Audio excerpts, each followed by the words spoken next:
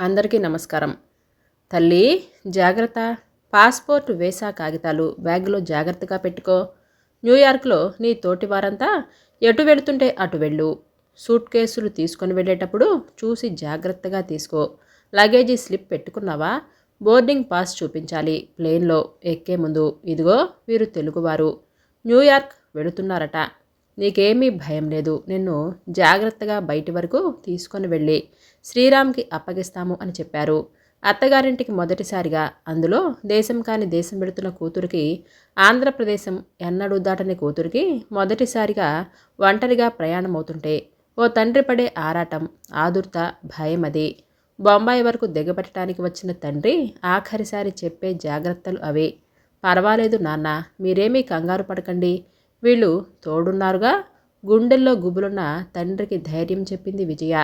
America సంబంధం, engineer, రావటం చూవటం, నచ్చటం, పెళ్ళి అంతా 15 రోజులలో ఏదో కలలో మాదిరిగా అయిపోయింది. వారం రోజులు కొత్త భర్తతో ఊటీ వెళ్ళి హనీమూన్ కాగానే ముందు వెళ్ళి వీసా కాగితాలు, టికెట్టు అవి పంపిస్తానంటూ బోస్టన్ వెళ్ళిపోయారు శ్రీరామ్. స్టూడెంట్ వీసా మీద ఉన్నాడు కనుక నెల 15 రోజులలో వీసా కాగితాలు, టికెట్టు పంపుతూ బయలుదేరి రమ్మని ఫోన్ చేశాడు. న్యూయార్క్ వచ్చి రిసీవ్ చేసుకుంటాను అని అన్నాడు. పుట్టింది, పెరిగింది, చదివింది విశాఖపట్నం. అమ్మమ్మగారి ఊరు కాకినాడ, అత్తగారి ఊరు రాజమండ్రి. ఇవి దాటి బయటికి వెళ్ళింది లేదు. స్కూలు, కాలేజీ, యూనివర్సిటీ, ఎంఎస్సి కాగానే పెళ్ళి. అసలు ఆలోచించటానికన్నా టైం లేకుండా ఒకదాని వెంట ఒకటి జరిగిపోయి మిసెస్ శ్రీరామ్ అయిపోయి అమెరికాకి ప్రయాణం కట్టింది విజయ. సెక్యూరిటీ చెక్ అని వినపడింది. పదమ్మ పిలుస్తున్నారు. రామనాథం గారి గాబరా. కొంచెం కొంచెం అని అంటూ తల్లి సర్దిన పచ్చళ్ళు, పొడులు, స్వీట్లు ఉన్న షోల్డర్ బ్యాగు ఎత్తి భుజాన వేసుకుంటుంటే భుజం దిగలాగింది అలవాటు లేని బరువుకి. అది చూసిన తండ్రి హృదయం గిలగిలలాడిపోయింది. ఏంటో అక్కడెవరూ ఉండరు. ఎంతెంత సూట్ కేసులు మోసుకొని ప్రయాణం చేయాలి. కాస్త ఎవరినన్నా సహాయం అడుగు తల్లి.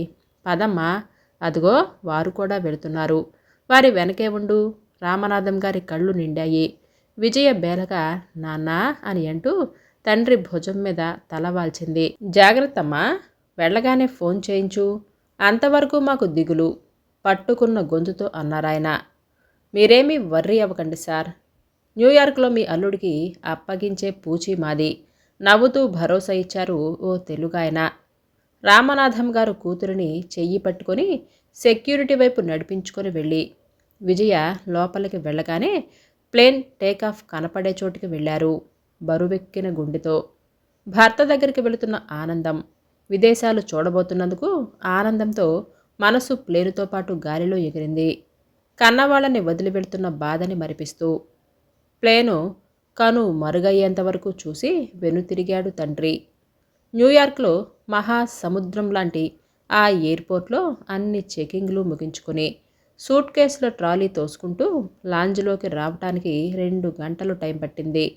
ఎంట్రన్స్ దగ్గర ఆరాటంగా ఎదురు చూస్తున్న శ్రీరామ్ని చూశాక మనస్సు కాస్త కుదుటపడింది. శ్రీరామ్ ఆరాటంగా ఎదురెళ్ళి ట్రాలీ తీసుకొని అబ్బా 2 గంటలైంది ప్లేన్ ల్యాండ్ అయి. ఎంతసేపు పట్టింది, వచ్చారా లేదా అని ఒకటే కంగారు పడ్డాను. బాగా క్యూలు ఉన్నట్లుగా ఉన్నాయి అని పలకరించాడు. భర్తతో ఇంకా అట్టే పరిచయం లేని విజయ సిగ్గుపడుతూ తలదించుకుంది. శ్రీరామ్ అది చూసి నవ్వి భుజం చుట్టూ చెయ్యి వేసి కమాన్, ఇంకా పెళ్లి కూతురులా సిగ్గుపడుతున్నావేమిటి అని అన్నాడు. విజయ నవ్వి అబ్బా ఏం ఎయిర్పోర్టు, ఎంత క్యూ, కాళ్ళు పీక్కుపోయాయి. ఈ సామాను మోసేసరికి తాతలు దిగొచ్చారు అని అంది. ఇదేమీ ఇండియా కాదమ్మగారు. 4 రూపాయలు పడేసి సామాన్లు మోయించడానికి. ఇక్కడ ఎవరి సామాన్లు వారే మోసుకుంటారు. అదే అలవాటవుతుంది. నీకింకా కొత్తగా అని అన్నాడు. అన్యాయం సార్. ఈవిడ చూడండి, మీరు కనపడగానే మమ్మల్ని మర్చిపోయింది. కనీసం థ్యాంక్స్ అన్నా చెప్పలేదు. తెలుగతను నవ్వుతూ కంప్లైంట్ చేశాడు. విజయ నాలిక కరుచుకుంది. సారీ, ఈయన న్యూయార్క్లో ఉంటారు. నాకు చాలా సహాయం చేశారు. Thank you sir. Glad to meet you. ఇద్దరు మగవాళ్ళు హ్యాండ్ షేక్ ఇచ్చి పరిచయాలు చెప్పుకొని సెలవు తీసుకున్నారు. మళ్ళీ కలుద్దాం అని అనుకుంటూ. బయటికి వచ్చి కారు పార్కింగ్ నుంచి కారు తెచ్చి సామాన్లు సర్దాడు. వేల కొద్దీ పార్క్ చేసిన కారులని, నిమిషానికో ప్లేన్ రావటం పోవటం, ఆ హడావుడి అంతా కొత్తగా తెల్లబోతూ చూసింది విజయ. పద, కారెక్కు, దీనికే అలా ఆశ్చర్యపోతూ నిలబడిపోకు అని అన్నాడు. విజయ సిగ్గుపడి కారెక్కింది. హైవే మీద న్యూయార్క్ నుంచి బోస్టన్ 2.5-3 గంటల ప్రయాణం. ఆ రోడ్లు ఇటు 4 అటు 4 వరుసల రోడ్లు, ఫ్లైఓవర్లు, చేమల బారుల్లా రయ్యమని దూసుకుపోతున్న కార్లు, 80-90 కిలోమీటర్ల వేగంతో పెడుతున్న ఎక్కడా కుదుపు ధూళి అన్నాలేని రోడ్లు అన్నీ వింతగా చూడసాగింది. కొత్త భర్త, పెళ్ళై వారం కూడా గడపని భర్త పక్కన ఉన్న అతని కంటే ఆ పరిసరాలే ఆమెని ఆకర్షణలో పడేసి మైమరిపించాయి. ఏంటి విశేషాలు చెప్పు, ఆ రోడ్డు అవి తర్వాత చూద్దువు గాని, ఇక ఇక్కడే ఉంటావుగా, మాట్లాడు, శ్రీరామ్ కినుకుగా అన్నాడు. విజయ చప్పున తెలివి తెచ్చుకున్నట్లు చూపు తిప్పుకొని నవ్వింది. సాయంత్రం 7:30 చీకటి పడలేదు సరికదా, ఏ 4 అయినట్లుగా వెలుతురుగా ఉంది. కారు బోస్టన్ చేరేసరికి ఓ 2 బెడ్ రూమ్ బంగళా అతనిది. ఇంటి ముందు చిన్న లాను, సీజన్ ఫ్లవర్స్ ఉన్న తోట విజయకి స్వాగతం చెప్పింది. ఇల్లు ముచ్చటగా, డ్రాయింగ్ రూమ్, డైనింగ్, కిచెన్, 2 బెడ్రూమ్లు, ఇల్లంతా కార్పెట్టు, అన్నీ కొత్త సామాను, ఫర్నిచర్. ఇల్లు చూసి మురిసిపోయింది. శ్రీరామ్ కారులో నుంచి సామాన్లు తెచ్చి గదిలో పెట్టేలోగా ఓసారి ఇల్లంతా కలియ తిరిగింది. అన్నిటికంటే తళతళలాడే బాత్రూంలు, ఫిట్టింగులు చూసి ఎంత బాగున్నాయో అని అనుకుంది. బాగుందా? దేవిగారికి ఇల్లు నచ్చిందా? నీకోసం అన్నీ కొని కష్టపడి సర్దాను. వారం రోజులుగా ఇదే పని. విజయ భుజాల మీద చేతులు వేసి కళ్ళలోకి ప్రేమగా చూశాడు. విజయ తలదించుకొని అతని గుండెల్లో ముఖం దాచుకుంది. ఆ తర్వాత కాలింగ్ బెల్ మోగింది. శ్రీరామ్ ఆఫీస్కి వెళ్ళాక సావకాశంగా డస్టింగ్ చేస్తున్న విజయ ఆశ్చర్యంగా తలుపు తీసింది. ఎదురుగా ఫారెన్ యువతి, చేతిలో 2 ఏళ్లు పైన ఉన్న బాబుని ఎత్తుకొని నిలబడి ఉంది. ఎవరో ఇరుగు పొరుగు ఆవిడ.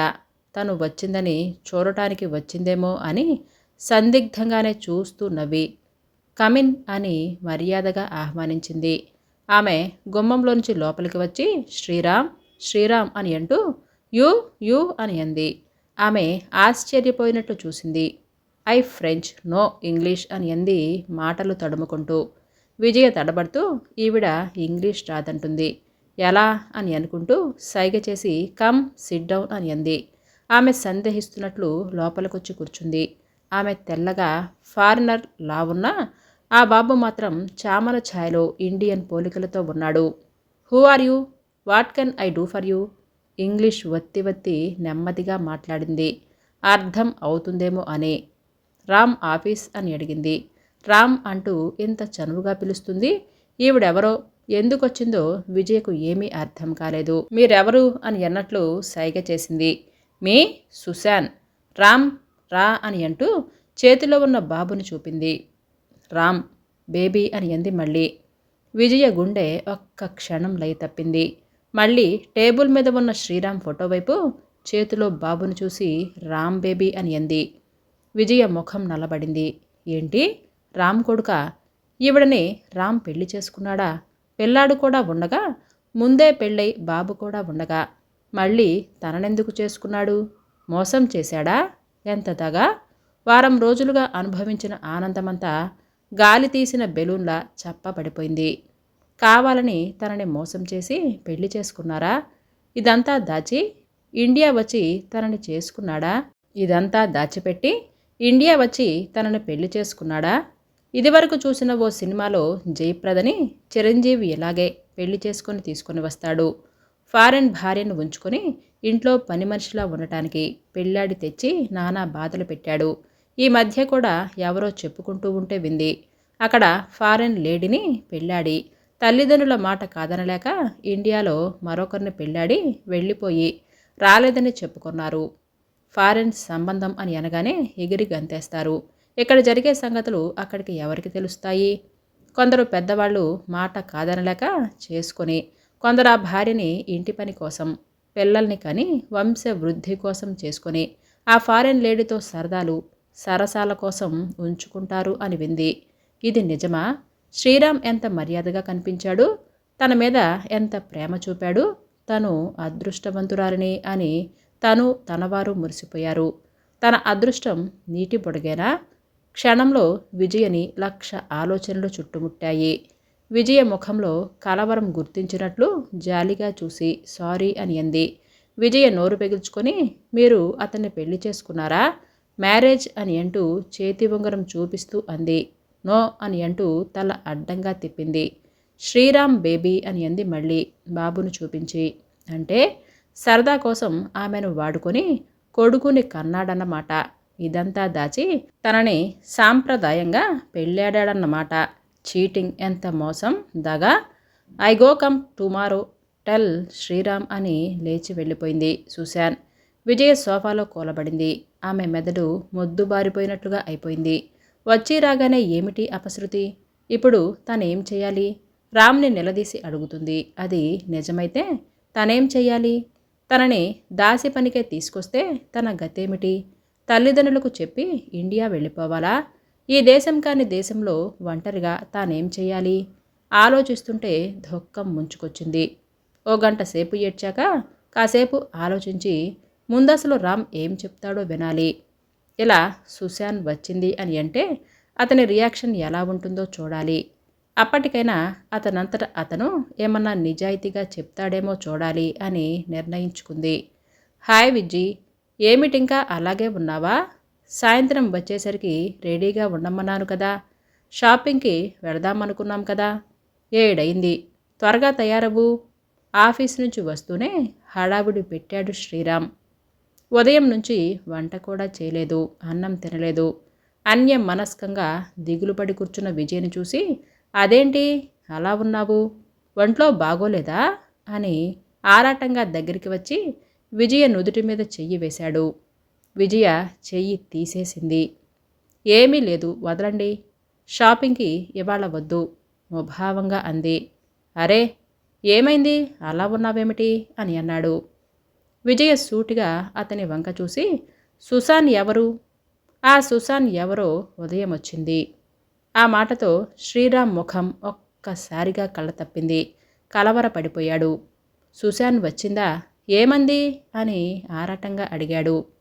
ఆవిడేమందో నాకు అర్థం కాలేదు, ఒక్క మాట తప్ప. ఆమెకు పుట్టిన పిల్లాడికి మీరు తండ్రి అన్నది తప్ప. ఆవిడ ఫ్రెంచ్ అట, ఇంగ్లీష్ రాదంది. మీరు లేరంటే రేపు మళ్ళీ వస్తాను అని అంది. అతని ముఖంలో భావాలు గమనిస్తూ అంది. మారిన అతని ముఖంలో రంగు, అతని కలవరపాటు చూస్తే సుశాన్ మాటలో నిజం ఉంది అని అర్థమైపోయింది. ఓ దట్ బిచ్ ఏదో గొణికాడు. శ్రీరామ్ అలా అనగానే తిరస్కారంగా చూసింది విజయ. బిచ్, ఆమెని బిచ్గా చేసింది మీలాంటి మగాళ్లేగా. ఓ విజయ, నాకేమీ తెలియదు ఆ సుశాన్ సంగతి, ఏదో చెప్పబోయాడు. ఆవిడ సంగతి నాకేమీ తెలియక్కరలేదు. మీ గురించిన ఈ నిజం మా నుంచి దాచి నన్నెందుకు పెళ్లి చేసుకున్నారో అది కావాలి నాకు. ఇక్కడ ఓ స్త్రీతో సంబంధం పెట్టుకొని ఒక పిల్లాన్ని కని ఏమీ తెలియనట్లుగా అక్కడికొచ్చి మమ్మల్ని మోసం చేసి పెళ్లి చేసుకున్న మీ ధైర్యాన్ని అభినందిస్తున్నాను. నన్నెంత దగా ఎందుకు చేశారు? ఆవేశంగా మొదలుపెట్టిన విజయ గొంతు రుద్ధమైంది. ప్లీజ్ విజయ, అలా మాట్లాడకు. నీకంతా చెప్తాను, అప్పుడు నీకు అర్థమవుతుంది సుశాన్ సంగతి. మిమ్మల్ని నేనేమీ మోసం చేయలేదు. ఈ విషయం దాచటం మోసం కాక మరేమిటి? ఉక్రోషంగా కన్నీళ్ల మధ్య అంది. ప్లీజ్ విజయ, అనవసరంగా ఏదేదో ఆలోచించి అపోహపడద్దు. నే చెప్పేది పూర్తిగా విన్నాక నీవేం అన్నా భరిస్తాను. ముందు నే చెప్పేది విను అనునయంగా అన్నాడు. నేను చెప్పేది కట్టుకథ కాదు, ప్రతి అక్షరం నిజం చెప్తాను. అప్పుడు నీవే శిక్ష విధించినా భరిస్తాను ప్రాధేయపూర్వకంగా చూశాడు. అతని ముఖం చూస్తే అతను నిజంగానే బాధపడుతున్నాడు అని అతనికి చెప్పే అవకాశం ఇవ్వాలనిపించింది విజయకి. కళ్ళు తుడుచుకొని, చెప్పండి, దయచేసి అబద్ధాలు చెప్పి ఇంకా మోసగించాలి అని మాత్రం అనుకోకండి. విజయ, ఈ విషయం నీకు పెళ్లికి ముందే ఎందుకు చెప్పలేదు అన్నది నీ ప్రశ్న. చెబితే నీవే కాదు, చూస్తూ చూస్తూ ఎవరొప్పుకుంటారు అన్న భయంతో ముందుగా చెప్పలేదు. కానీ పెళ్ళైన రోజు నుంచి నేను చెప్పాలి అనే అనుకున్నాను. కానీ కొత్తగా పెళ్ళైన ఈ ఆనందాన్ని హరించడానికి మనస్సు ఒప్పుకోలేదు. ఇక్కడికొచ్చాక చెబుదాము అని వాయిదా వేశాను. నీవింకా వచ్చి వారం రోజులైంది. 4 రోజులు సరదాగా తిరుగుదాం. ఎంతైనా నీ మనసు బాధపడుతుంది కదా. సావకాశంగా ఓ రోజు చెబుదాం అని అనుకునేలోపే ఈ సుశాన్ ఇంత తొందరగా నా అడ్రస్ వెతికి పట్టుకొని వస్తుంది అని నేను ఊహించలేదు. ఏదో రోజు ఇలా వచ్చి బ్లాక్మెయిల్ చేస్తుందని ఊహించాను, కానీ నే చెప్పేలోగానే ఇంత తొందరగా వస్తుందని ఊహించకపోవటం నాదే తప్పు. దోషిలా తలదించుకొని అన్నాడు. సరే, ముందు నుంచి చెబుతాను విను విజయ. నీకు తెలుసు కదా, మా నాన్నగారు చాలా చిన్న ఉద్యోగి అని అన్నది. 4 పిల్లలకి మామూలు చదువులు చెప్పించడమే ఆయనకి తలకు మించిన పని. నేను చిన్నప్పటి నుంచి చదువులో చురుకు. ప్రతి క్లాసులో ఫస్ట్ వచ్చేవాడిని. మెట్రిక్, ఇంటర్లో ర్యాంక్ కూడా వచ్చింది. ఇంజనీరింగ్ చదవాలని నా కోరిక. ఇంత బాగా చదువుకున్న నన్ను ఆయన నా కోరిక విని నిరాశపరచలేక అతి కష్టం మీద ఇంజనీరింగ్ చదివించారు. నా తోటి వారెందరో ఫారిన్ వెళ్ళటానికి పరీక్షలు రాస్తుంటే ఓ ఫ్రెండ్ సహాయంతో డబ్బు కట్టి నేను రాసి పాస్ అయ్యాను. మా లెక్చరర్లు అందరూ నన్నెంతగానో ప్రోత్సహించి తప్పకుండా అమెరికాకు వెళ్ళి బాగా సంపాదించి తమ్ముడు చదువు బాధ్యత తీసుకోవచ్చు, నాన్నగారు చేసిన అప్పులు కూడా తీర్చవచ్చు. నా ఆలోచనలు అవి. నాన్నకి నచ్చచెప్పాను. ఆయన పాపం భవిష్యత్తు అందంగా ఊహించుకొని నా మీద నమ్మకంతో ఇంటిని తాకట్టు పెట్టి అమెరికాకి టికెట్టు కొనిచ్చి పంపించారు. అప్పటికి నాకింకా 8 దొరకలేదు. అక్కడికి వెళ్ళాక ఫస్ట్ సెమిస్టర్ తర్వాత సాధారణంగా అందరికీ 8 దొరుకుతుంది అని అంతా చెప్పారు. ఎలాగో వెళ్ళి కాలేజీలో జాయిన్ అయితే ఏదో పని చేస్తూ 3 నెలలు కష్టపడితే 8 దొరుకుతుందన్న ధైర్యంతో టికెట్టు మరో $200 చేతిలో పెట్టుకొని అమెరికా చేరి కాలేజీలో జాయిన్ అయ్యాను. వచ్చాక ఒక 6 నెలలు నేను పడిన ఇబ్బందులు, కష్టాలు చెబితే భారతమే అవుతుంది. ఇలా చేతిలో డబ్బు లేకుండా ధైర్యం చేసి రావటం, వచ్చేశాను. కాలేజీలో జాయిన్ అయి ఇండియా నుంచి వచ్చిన స్టూడెంట్లు, అందులో తెలుగు వాళ్ళు ఎవరన్నా ఉండరా అని వెతికి పట్టుకున్నాను. డాక్టరేట్ చేస్తున్న ప్రసాద్ అన్న అబ్బాయి ఆ క్షణంలో దేవుడిలా కనిపించాడు. నీటిలో కొట్టుకుపోయే వాడికి గడ్డిపోచ ఆధారంలా అతన్ని వదలకుండా నా గోడు వినిపించి ఏదో ఒక పని ఇప్పించి ఉండటానికి ఓ గదిలో ఎవరితోనన్నా కలిసి ఉండే ఏర్పాటు చూసి పెట్టమని వేడుకున్నాను. సాధారణంగా కొత్తగా వచ్చి జాయిన్ అయిన స్టూడెంట్స్ కాస్త సెటిల్ అయ్యే వరకు, రూము అది కుదుర్చుకునే వరకు సీనియర్ స్టూడెంట్స్ ఆదుకోవటం అక్కడ మామూలే. వారు పడిన ఇబ్బందులు, బాధలు గుర్తు తెచ్చుకొని కొత్తగా వచ్చిన వాళ్ళకి ధైర్యం, మోరల్ సపోర్టే కాక ఆర్థిక సహాయం కూడా చేస్తారని విని ఉన్నాను. కనుక అతనికి అంతా చెప్పుకున్నాను. ప్రసాద్ ఇంకొకరితో కలిసి చిన్న 2 రూమ్ అపార్ట్మెంట్లో ఉంటున్నాడు. వంతుల వారీగా వండుకుంటారు.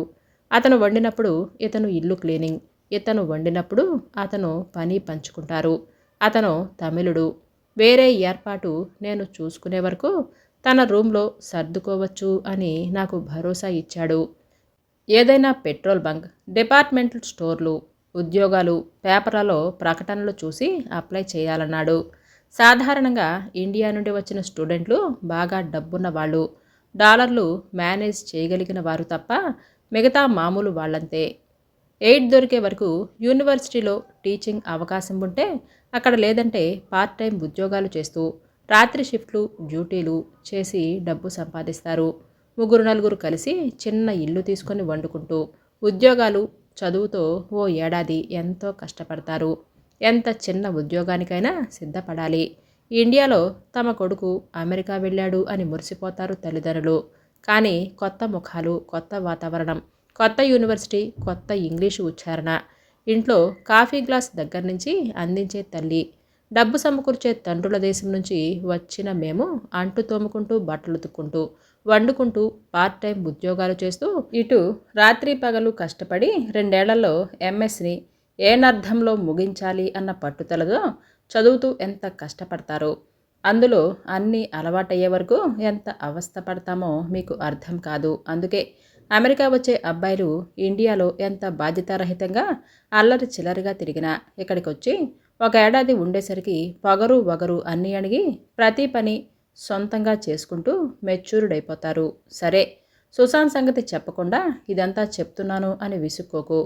సుశాంత్ నాకెలాంటి స్థితిలో పరిచయమైందో ఆ వాతావరణం నీకు అర్థం కావాలనే ఇది చెప్పాను.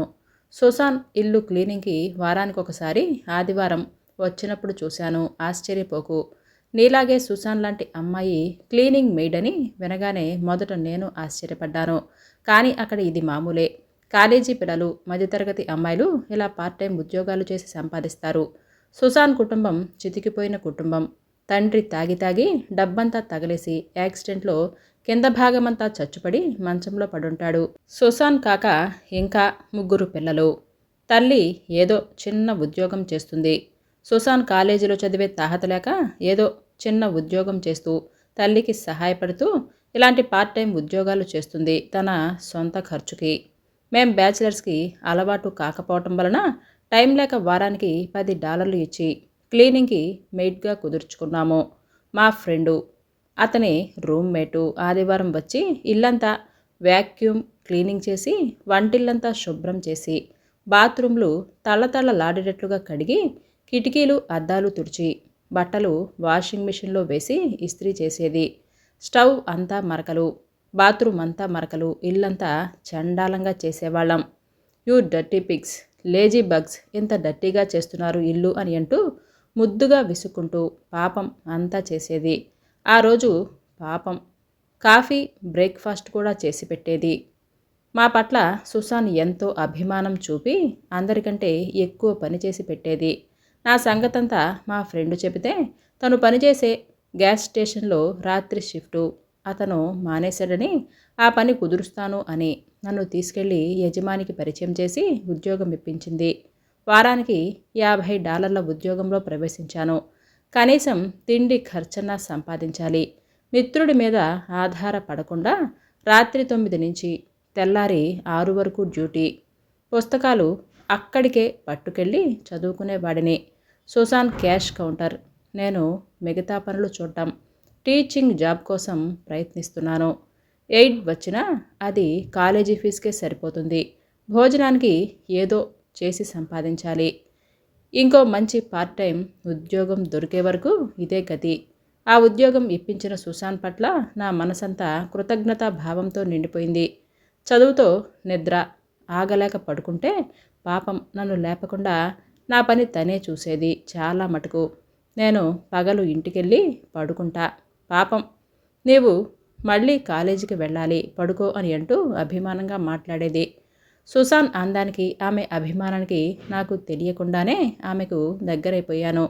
పరాయి దేశంలో ఒంటరితనంలో సుశాంత్ కంపెనీ, రాత్రి ఎవరూ లేని ఏకాంతం, వయసు వేడి, ఏం చేసినా ఆ దేశంలో ఎవరూ పట్టించుకోరు, ఎవరికీ తెలియదు అన్న ధైర్యం అన్నింటికంటే. ఆమె అభిమానంతో అన్ని విషయాలలో నన్ను ఆదుకున్న మంచితనం, ఆమె పట్ల ఆకర్షణ అభిమానం మొదలై 3 నెలలకే ప్రేమగా మారింది. ఈలోగా ఫస్ట్ టర్మ్ ఫీజు కట్టాల్సి వచ్చింది. ఎయిడ్ ఇంకా రాలేదు. ఏం చెయ్యాలో తోచక ఫ్రెండ్ని అడిగాను. అతను కూడా స్టూడెంటే. అతని దగ్గర $150 ఉంటే ఇచ్చారు. నేను 3 నెలల్లో కష్టపడి దాచిన $100, ఇంకా $250 కావాలి. గాబరా పడిపోయాను. పాపం సుశాంత్ తన యజమానితో చెప్పి తన పూచీ ఉండి నెలకింత అని కోసుకునేటట్లుగా అడ్వాన్స్ ఇప్పించింది. దాంతో నా కృతజ్ఞత మరింతగా పెరిగిపోయింది. మనసారా అభిమానించి ప్రేమించసాగాను. తను కూడా నా పట్ల ఆకర్షితురాలు అయిందని మాటలు చేతలతో చూపేది. వయస్సులో ఉన్నవాళ్ళం. ఈ డేటింగ్లు, లవ్ అఫైర్లు పట్టించుకొని దేశంలో మేం దగ్గరవటానికి ఏం భయపడలేదు. మా రూమ్మేట్లు 2 డాక్టరేట్లు చేస్తున్నారేమో. ఎప్పుడు లైబ్రరీలో రెఫరెన్స్లు చేసుకుంటూ నోట్సులు రాసుకుంటూ ఏ రాత్రో చేరేవారు పడుకోవటానికి. మా పరిచయం ప్రేమగా మారాక సుశాంత్ ఎవరూ లేనప్పుడు ఇంటికి కూడా వచ్చేది. సుశాంత్ని నిజంగా ప్రేమించడం మొదలుపెట్టాను. ఆ అమ్మాయి సామాన్య సంసారం నుంచి కష్టాల మధ్య పెరిగిన పిల్ల. నాది అంతే కదా. చదువయ్యాక అందరినీ ఒప్పించి పెళ్ళాడాలి అని అనుకున్నాను. 6 నెలల తర్వాత ఎయిడ్ వచ్చింది. మరో డిపార్ట్మెంట్లో స్టోర్స్లో వారానికి $100 ఉద్యోగం దొరికింది.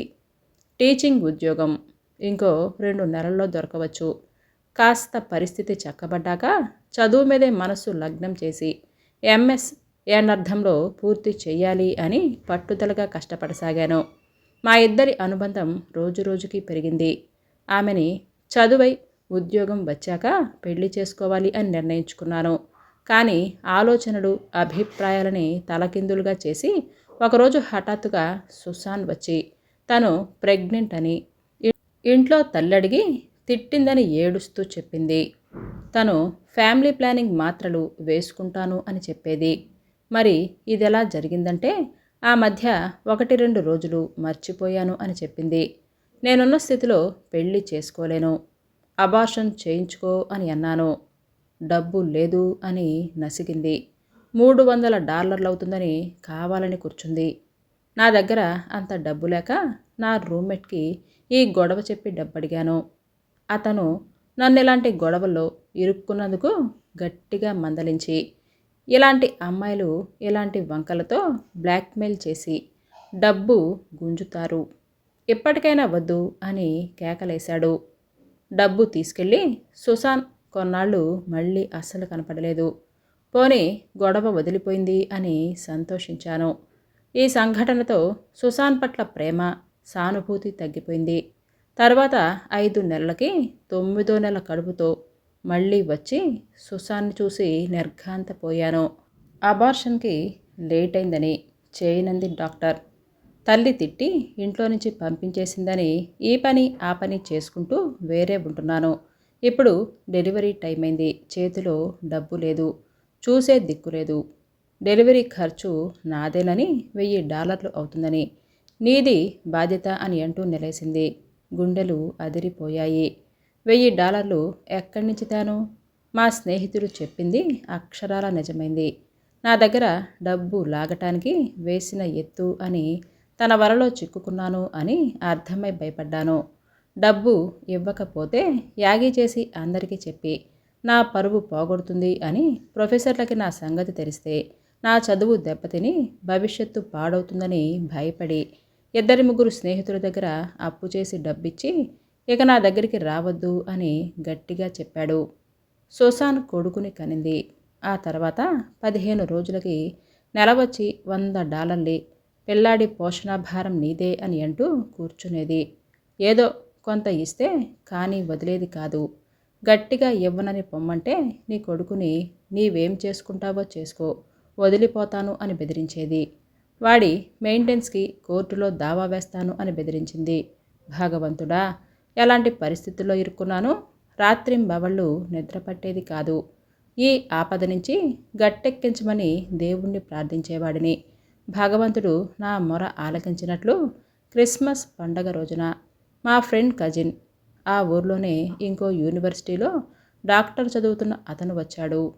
ఇది వరకు 2-3 సార్లు చూశాను అతన్ని. ఈసారి అతను చాలా వర్రీగా, డల్గా ఏదో పోగొట్టుకున్నవాడిలా ఉంటే తరచి మా ఫ్రెండ్ అడిగితే ఓ గొడవలో ఇరుక్కున్నాను అని, ప్రెగ్నెంట్ అయి పిల్లాన్ని కని డబ్బులు గుంచుతూ బ్లాక్మెయిల్ చేస్తుందని, ఎలా వదులుచుకోవాలో అర్థం కావటం లేదు అని దిగులుగా అన్నాడు. అచ్చం నా కథలాగే ఉంది. మేమిద్దరం ఆశ్చర్యంగా పేరు వివరాలు అడిగితే పేరు కాక ఫోటో చూపించి ఏం చేయటం అని సలహా అడిగాడు. ఆ ఫోటో చూసి నిర్ఘాంతపోయాను. సుశాంత్ది కూడా ఆ ఫోటోనే. అంతా విని అతను తెల్లబోయాడు. అంటే ఇక్కడ నాతో, అక్కడ అతనితో ఇలాంటి నాటకమాడి ఇద్దరిని బ్లాక్మెయిల్ చేసి డబ్బు గుంజుతుంది. మా ఇద్దరిలో ఆ పిల్లాడు ఎవరి పిల్లాడో తెలియదు. మేమే కాక ఇంకెవరన్నా ఉన్నారేమో తెలియదు మాకు.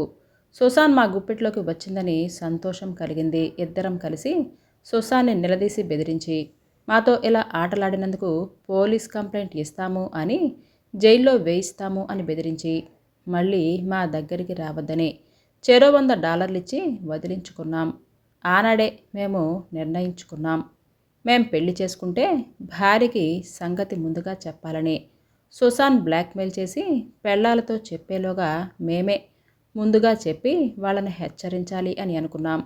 ఆ దెబ్బతో సుసాన్ బాధ వదిలిందని సంతోషించి ఉద్యోగం రాగానే ఇండియాకి వచ్చి పెళ్లి చేసుకున్నాను. నీకు చెప్పేలోగానే సుసాన్ ఇంత తొందరగా వస్తుంది అని అనుకోలేదు.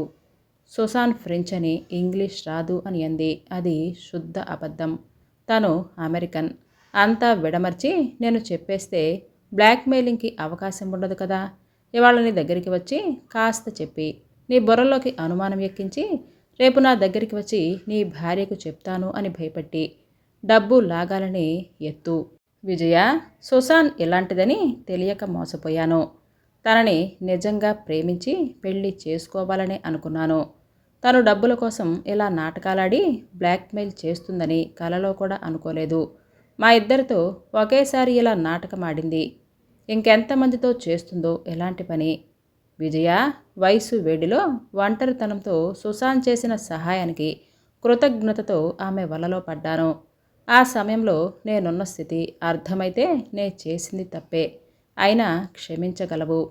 చేసిన తప్పుకి చాలానే మూల్యం చెల్లించాను. నేను అనుభవించిన టెన్షన్, శిక్ష నాకు. నిన్ను మోసం చెయ్యాలని, చేస్తున్నానని ఎన్నడూ అనుకోలేదు. ముందు చెబితే చూస్తూ చూస్తూ ఇండియాలో ఏ తల్లిదండ్రి అంగీకరించరు అన్న భయంతో పెళ్లికి ముందు చెప్పలేదు. ప్లీజ్ నన్ను అర్థం చేసుకో. నేను దోషిని కానీ ద్రోహిని కాను. ఎంతమంది ఎఫ్ఐఆర్లు నడపటం లేదు. ఎంతమంది కాలేజీ పిల్లలతో ఆఫీసర్లు సెక్స్ సంబంధాలు పెట్టుకోవటం లేదు. కాలేజీ అబ్బాయిలు అమ్మాయిలు ఆకర్షింపబడతారు, కలలు కంటారు. కాస్త ధైర్యం ఉన్నవారు ముందుకు వెళతారు.